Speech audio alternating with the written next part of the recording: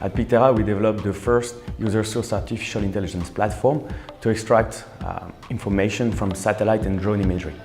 This new technology is penetrating most of the mainstream industries today, and that Earth observation imagery will be the key resources for the next century.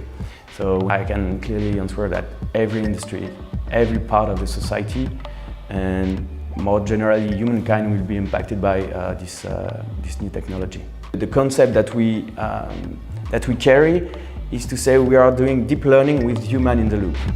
When you are an entrepreneur or when you start your startup, the biggest challenge you have is to create your network, is to create your own environment around your startup. And of course, being located at EPFL is great to build your own network because it's a very dynamic environment. You meet a lot of people, investors, potential customers, and it's a very good place to get known by students.